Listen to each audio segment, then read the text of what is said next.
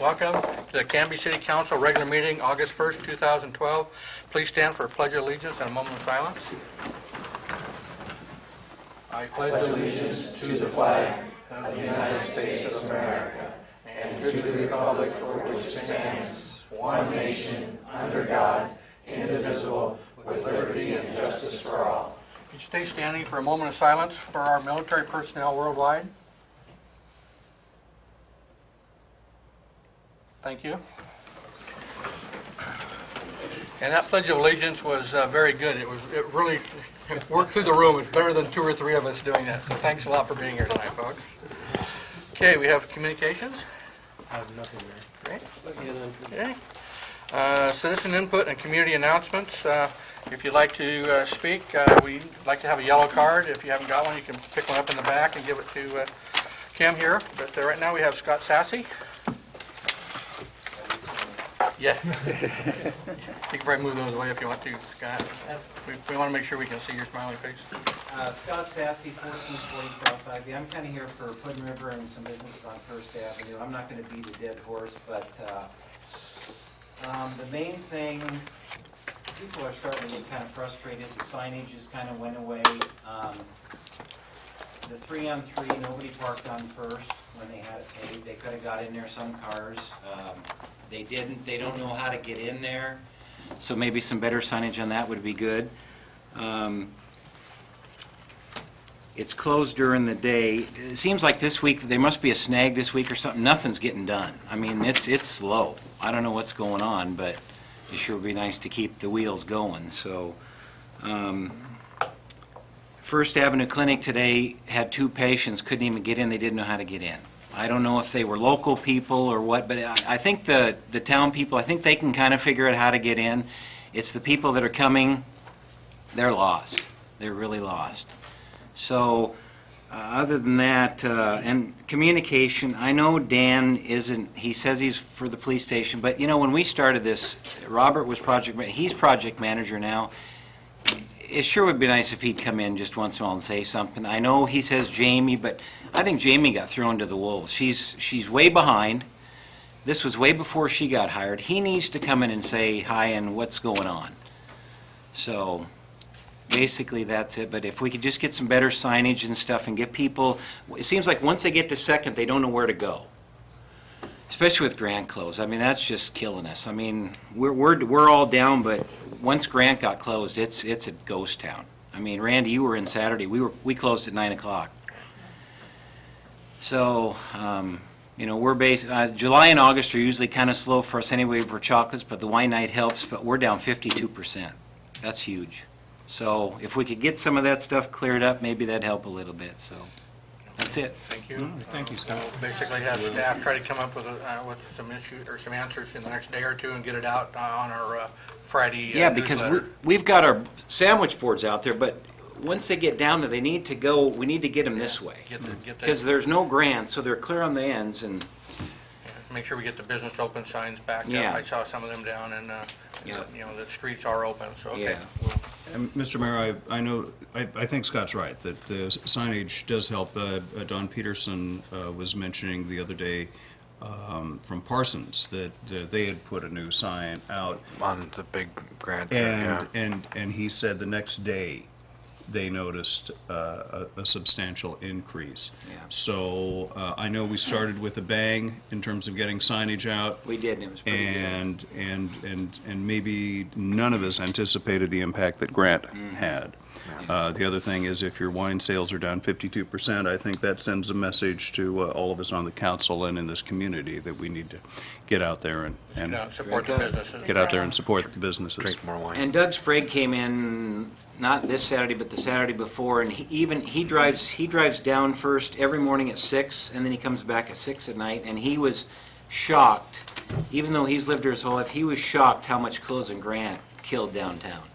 So, I mean, there's a local, and even he knows what it's doing. So, is that strip along the railroad, I guess now our soon-to-be parking lot, is that still open? It's still open. I just drove down through tonight to verify it. Yes. Okay, and we need better access points. Is it? I guess I'm I'm not sure. I think Scott's Better signage. Just the signage, just a better directional signage. I knew where, I've parked in it 3 or 4 times, and I know where to go, but it just doesn't look like it's open. I mean, Yeah. it's just a gravel, Just look, okay. looks like part of the railroad track section. So, and this is just a common question. Why are the trains so slow through town anymore? Is it because of the construction? Anybody know? It's No, we terrible. threatened to give them tickets if they went over 10 miles an hour. Well, that's about what they're going sometimes. Wow, it just seems like they're, I have no idea. it just Sorry. seems Our like city they're slower administrator's than kidding. normal, like they used to be, so. Maybe they're sightseeing. I Yeah, have no so, idea. anyway, Okay. thank you. Thanks, Scott. Thanks, Scott, for showing up. Appreciate it. Greg, I guess if we could get something out to the council tomorrow or the next day about what the status is on Grant Street, especially about, they paved the center, or they poured concrete on the centerpiece, but it looks like they still have 2 more pours to go, one on each north and south of that, so That's in maybe the update. check, I mean, but see if they, if they're not out there pouring today or with the good weather, I Well, don't the know. pouring schedule was in the update. Well, maybe we need to try to improve it a little bit and try to get an extra day or 2 out of it to get something moving. I don't know. I hate to lose any businesses downtown. Okay. Kim, have we got, want to do the presentation? Do you want to see if there's others? What's that? Do you want to see if there's others? Yes, if there's anybody else that'd like to come up. Okay, if not, we have a exchange group from Japan here today, and I'll have Nancy Wilms come up and tell us about what's going on here.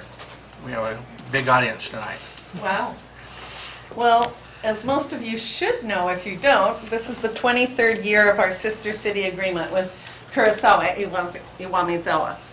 And we have exchanges with students that come, and those exchanges are only possible because of the courtesy and the willingness of our home state families.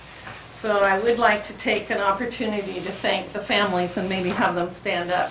I have the Mullen family, that Julie, Kayla, Chuck, and AJ. I have the Owings family, Larry, Diane, and Sammy. The Williams family, Sandy and Haley. I don't see Isaac. And then I have the Bronner family, Nancy and Jake. And the Tischendorf family, Matt, Tina. And did I miss anybody? Oh, and Jason. Oh, the most courageous guy. We've got Jason, who's hosting JJ. And I think these guys are having way more fun than I'm having, because they're going to Voodoo Donuts and having all this fun stuff. Wine, copious amounts of wine. Every summer, we go through a date period that we think we've got the families all lined up, and then the dates come and we lose families by conflict, because our students are very busy in the summer. And JJ, Junya Josen, actually took over as the chaperone 3 days before they left Japan, because the original chaperone hurt his back and was not able to fly. So we're very fortunate, because he likes to be called JJ, but it's Junya, has worked abroad in Australia for several years, and he's currently the chief of the International Exchange Association. And when our translator had a conflict and not able to come, it's like God sent this angel to translate for us. So at this time, I'm going to turn it over to Junya and his group. And so thank you for letting us visit with you today. Okay, thank you.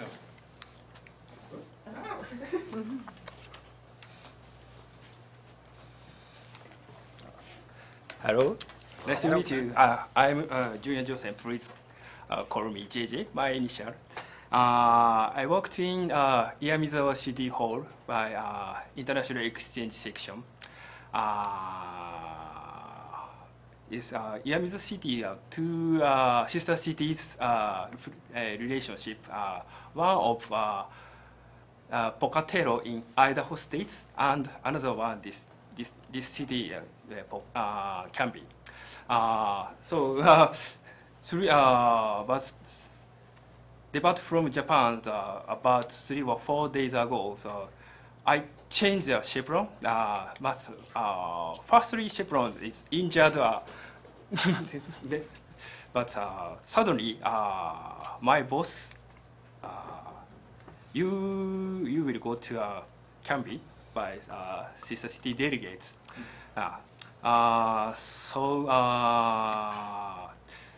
In 1989, the sister city relationship to maybe former Kurisawa town and this town Canby, this city Canby. I heard 2 years later, quarterly anniversary, sister city relationship in Iyamizawa city and Canby city. If possible, something anniversary association things make Iyamizawa city and Canby city. Maybe sorry, and maybe our delegates is enjoying staying Canby and residents are kindness and very friendly. Thank you very much. Much more. Thank you. Thank you. We have several things. I want to thank you for coming over and being the head of this. And the sister city of Kurosawa is very well known. Our senior member, Walt Daniels, has been to Kurosawa. He's the only one, I believe, on the council that's ever been there, but he had a very good time at that time. We're always glad to have the exchange students come in and visit. So I'd like to give this to you, and if, where'd all the guys go? Are they? Come on up. Each one of you, come on up. Come on, all 5 of you. Come on up. Come on. If possible, either to each by cell phone. Yeah. So if you want to say your name and then say your name. I'm Akina. Great. Thank you for coming. I'm Nagisa Muraki. Thank you for coming. I'm Shingo Ito. Thank you for coming. I'm Shota Morita. Coming. I'm Kylie Aizawa. Thank you for coming. Can you give them a hand?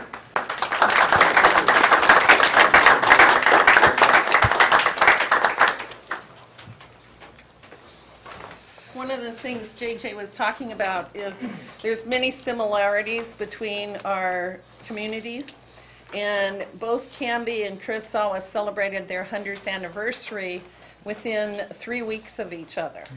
So although the island of Hokkaido has only been habitated 140 years, so it was quite unusual. And then Kurosawa Iwamizawa is the same distance from Sapporo as Canby is from Portland. And Portland and Sapporo are sister cities. Yeah. Great. Thank you, Nancy. Okay. Yeah, Walt. I had the privilege of representing the city on the 10th anniversary of the Kurosawa-Canby friendship. When we went over there, we did try to figure out what we could take as a gift, and I don't know whose idea it was, but when we found the 28-pound rock, and we had it engraved with the galley on it, and then the Canby-Kurosawa friendship. Can you imagine carrying that to the airport? And lo and behold, I was the one that got pushed off to the side and go through the other regulations. But anyway, it was a pleasure over there, and I kidded them over there. I said, when we left Oregon, this was a small rock, and it's growing in our river. I don't know, since it's been planted over there several years ago, I don't know if it's bigger or not, so you might check in front of the city hall at Kurosawa. But great relationship, real hospitable people, and we had a great time there.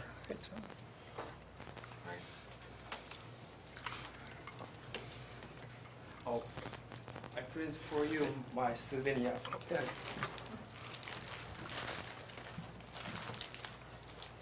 This is Japanese farm. And sweet. Great. Thank you. Thank you very much. Thank you very much.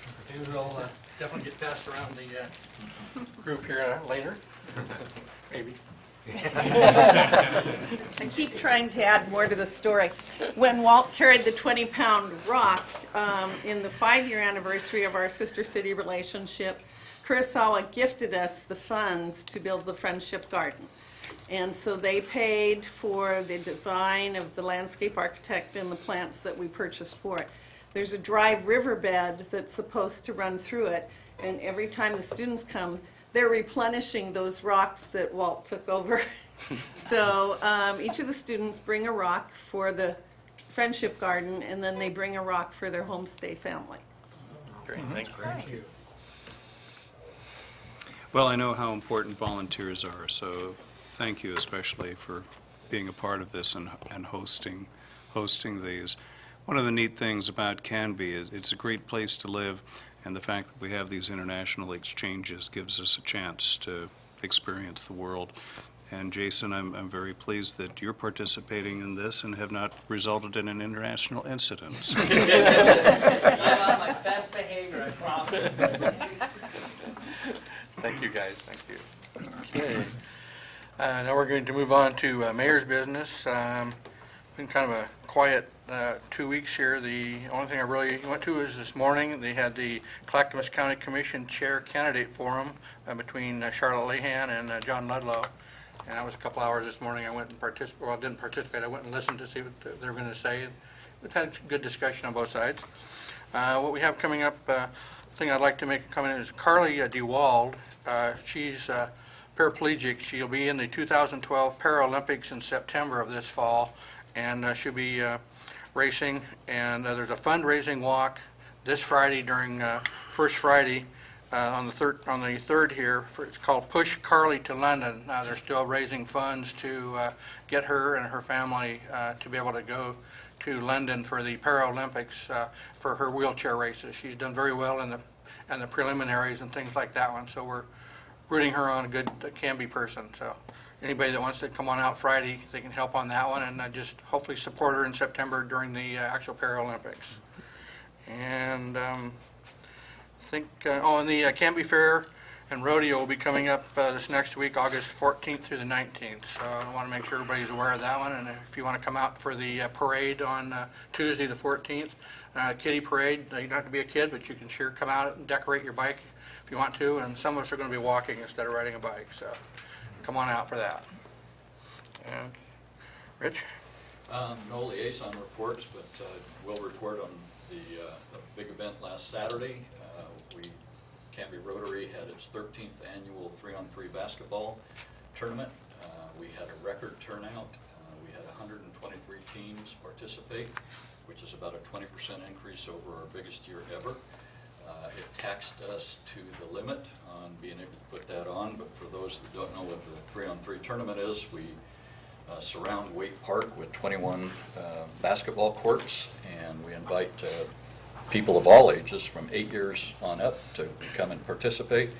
We had 494 players this year, probably that many visitors, adults, drivers, parents, grandparents. We had participants from Seattle, we had them from Eastern Washington, we had them Eastern Oregon, Southern Oregon, all up and down the valley. The event has gotten so successful that Canby Rotary has had to enlist support from the Woodburn Rotary Club to come and help us, and the FFA students at Canby High School come to help keep score, because to put on an event of that number or that magnitude, I don't know how many games there are played. Well, each team is guaranteed at least 3 games, and some teams go as many as 6 and 7 games. So we have to have 2 scorers at every game, and we hire referees to come and referee the event. And it was a magnificent day. We had several vendors come to sell refreshments and barbecue and that kind of thing. And I heard that 2 of them completely sold out this year. And I know Brian was there with his booth with refreshments, and hopefully had a good time. But it was a great day. We had a lot of people in town. I wish they had found the parking lot on First Avenue, but I was afraid of that. But anyway, it was a really, really good day. Mr. Mayor, my boards haven't met since our last council meeting, so I don't have any liaison reports. Just been taking that opportunity to vacation with the kiddos and stuff, so I don't have a report this time. Good. Okay. Mr. Mayor, a couple of things. Just to invite the councilors and city staff and community to an open house for Wilderness International that's coming up here in September. They're an organization that works with at-risk youth and does conservation projects with them throughout Clackamas County, and they've got a home office now here in Canby, and they're going to be doing, I know that they're working on a project for us here in Canby, the community park, so that is going to be on September 7th, from 3:30 to like 6, and the address is 242 South Grant Street. And then I attended the market analysis presentation by Marketech and Mara Bosch, some very informative bits of information there for businesses and entrepreneurs that are looking to maybe fill a niche in our community. There's a lot of information in there, definitely worth checking out. Was working on, had a couple of meetings with Matilda Dees, one of our planners, for a C4 presentation tomorrow evening regarding our transportation bits and whatnot that we're going to be working on. That are coming up. The three things, just as a refresher for us, we're presenting to the county was the Sequoia to 13th Bridge connector, turning over county streets over to Canby, specifically South Ivy, working hard to get that done. And I think that could be a big win for Canby as well as the county. And then 4th to Pine connection. So those are those three things we'll be presenting tomorrow night, and hopefully voting on that. What will come from the last presentations tomorrow night, we'll hopefully get a list of what those are so I can bring them back to you, and we can decide what we want to vote on when it comes up in September, beginning of October, for the C4 retreat piece.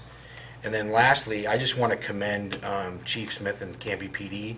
As many of you know, there was the unfortunate incident in Aurora, Colorado, a couple weeks back. But I just want to commend our police department and their really quick response to reach out to the theater here in town and talk about their safety plan and precautions and necessary steps if such a thing were to occur. Heaven forbid that would happen. But I want to commend staff and the chief and the PD for looking into that like right of way. I mean, it was, I think the next day they sent somebody over there to go through that process with them. So I just want to commend their response and reacting to that quickly and timely. So thank you to them and staff. Thanks. Appreciate that a lot. Thank you. Very proactive. Very proactive. Walt? Yes, as far as the two reports, I'd like to encourage you to visit the museum at Canby Depot down by the fairgrounds or event center. They're open Thursday through Sunday, so now kids are out of school, an opportunity to take them down and see a little bit of Canby history there. Also on the transit, the Canby CAT system will be operating a shuttle to the fairgrounds from Fred Meyer from 10 to 11 p.m. daily, so this is a little extended hours from last year, so people can attend the rodeo and take the bus back to Fred Meyer. So that'll consider a lot of congestion down there with additional parking that's required. So Michael, if you have a question, you might call a transit, more details on it, or City Hall, they can give you more details. But basically, I'm not sure yet how often they're going to run. I think they were talking about every half hour, but once you get onto it, you'll find the schedule, and they're on the buses now. So the new buses are in operation, and our shopping shuttle seems to be working pretty well. And so, again, the details of that, if you need to avail yourself of that, call our CAT system, and then give you the details. Okay. So, thank you, Mr. Mayor. Nothing this week. Mr. Mayor, I attended the family benefit dinner for the family of Greg Priest. He was the highway worker killed a few weeks ago up on 99E and Haynes Road. And on the Canby utility front, they are about to start the seismic retrofit of the 13th Avenue reservoir, the old reservoir, as we call it. It's going to be quite a process. to see. They actually have a machine that will come in and will wrap itself around the reservoir and work its way around, first blasting off the old concrete and then wrapping wire around it and then shooting new concrete around it. So quite a deal to see. I'm looking forward to that. I understand it's going to be 90 decibels or under, so about the noise of a lawnmower to the neighbors. Matt Michaels, the GM of Canby Utility, made a presentation to the Southwest Neighborhood Association last night about it. And he said he actually got a little bit of applause, which is pretty rare in the utility business, especially when you're going to be making a bunch of racket. He did a good presentation. Yeah. So did Bob there. So we'll be looking forward to that. And there will be constant updates on the project at the canbyutility.org site for those of you that live nearby. And that concludes. One more thing, Rich, that the reason I was not at the 3-on-3, I was at the annual mayor's conference down in Florence, and I was able to meet with quite a few of the directors for the different state organizations and kind of talk about what Canby needs and what they can do for us, or what we can do to work with them a little bit, or to get our 99 Gateway project going, and a few other things like that one. Matt Garrett, talked to him quite a while about some of the issues I felt we had with 99 and what we thought we could do, and he was going to get back to me hopefully in the next week. And it was a very good meeting. It was about 90 mayors that were down there, and it lasted Thursday night, Saturday, and or Thursday night, Friday night, and into Saturday. So I had a good time on that one, and it was worth the trip down there. So we'll keep trying to network with the other mayors, especially Clackamas County mayors that we do need to work with to get the C4 thing going. I did talk to some of them about that one. The intersection we'd like to, new interchange we'd like to put in on I-5. There's some of them who aren't too keen on that one, but others think it's a great idea. Several county commissioners are definitely supporting that idea to get more traffic off of I-5, and it can be easier to get into instead of trying to come through Donald or whatever. It's kind of hard to explain how to get to Canby and into the west side of Clackamas County. So we'll work with that as we're going along. So. With that, I guess we'll go into a consent agenda. Mr. Mayor, I move we pass the consent agenda, the approval of the minutes of the July 18th, 2012 City Council work session and regular meeting. I'll second. It's been moved by Councilor Daniel, seconded by Councilor Hudson to approve the minutes, approval of the minutes of the July 18th, 2012 City Council work session and regular meeting. All in favor? Aye. All opposed? Passes 6-0. Okay, we have a public hearing now. Yes, this is a request from Wild Hair Saloon for a noise variance for activities to be held on August 11th, 17th, and 18th. And it would allow live music to be performed outside between the hours of 8 p.m. and 1:30 a.m. They had another noise variance that was granted in July. We received no complaints regarding it. The applicant is not here, but I believe she talked with Councilor Parker regarding the event. We'll let the room clear here. Thank you for coming in, Jason. Thank you. Junior, thank you.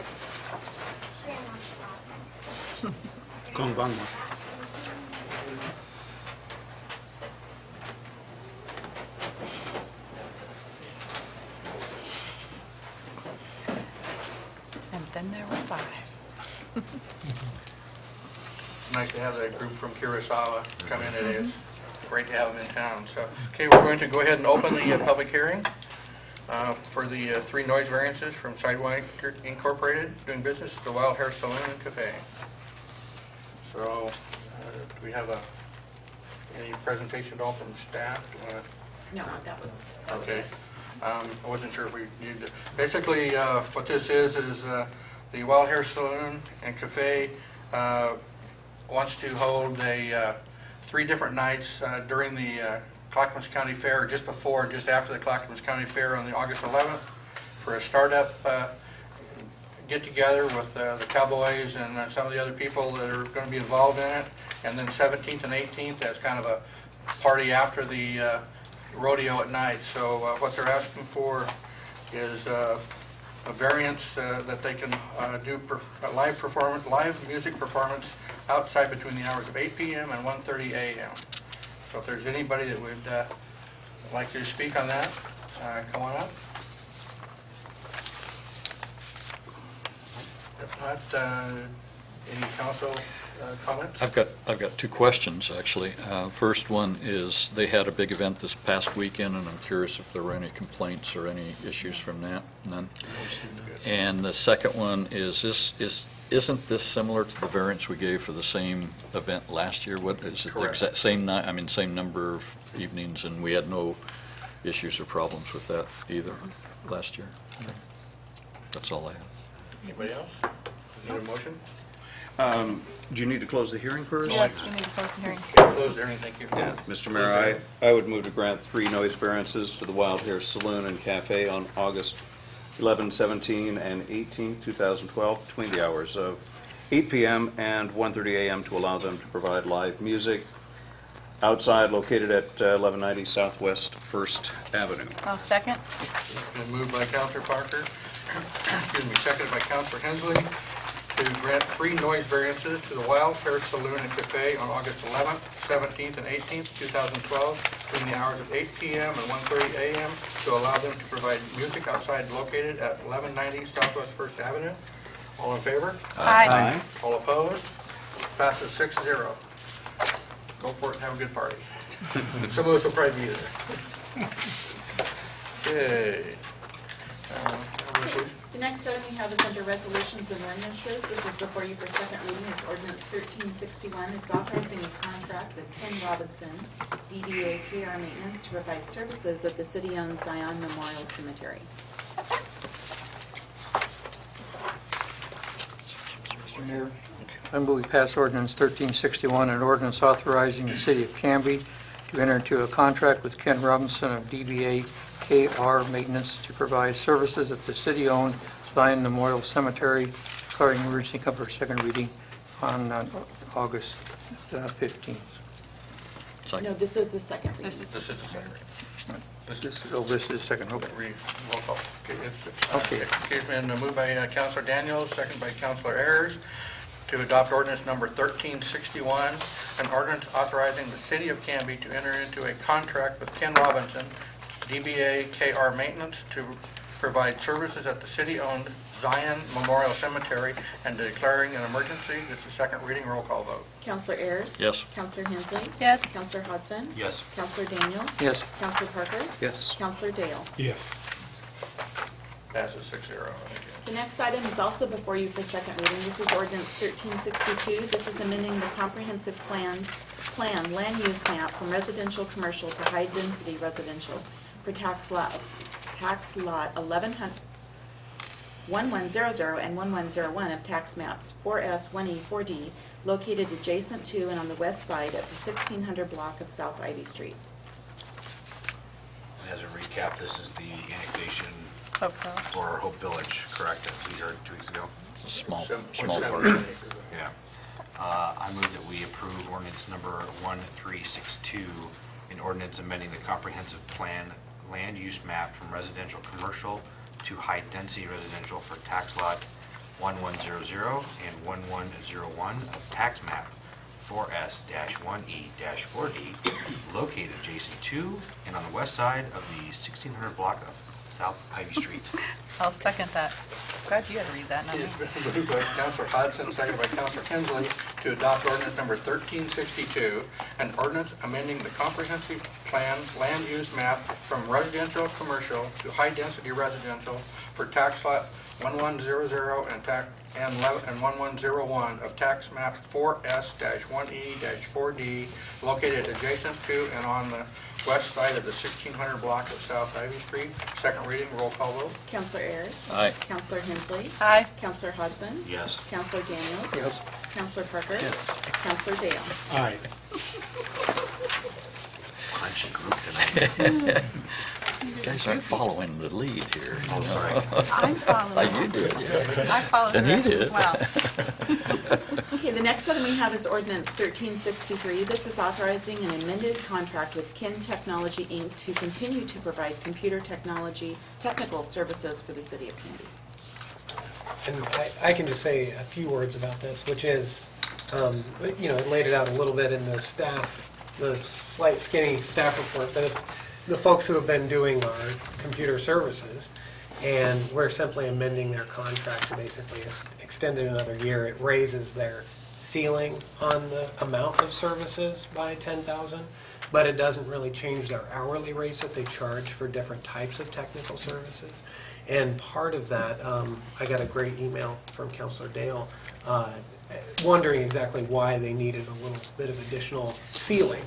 And that was to accommodate somewhat for, there's going to be some anticipated extra computer services that need to be done with the new police station.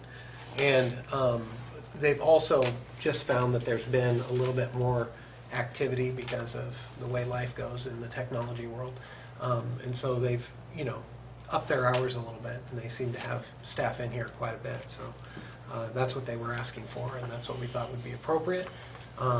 Otherwise, it's just hopefully moving forward doing the same thing. Doesn't mean we have to spend it, but it allows for it. So. Mr. Ryan? I've got a question for our administrator here. I see the dollar amount goes up. What about benefits and retirement and those type of costs? There's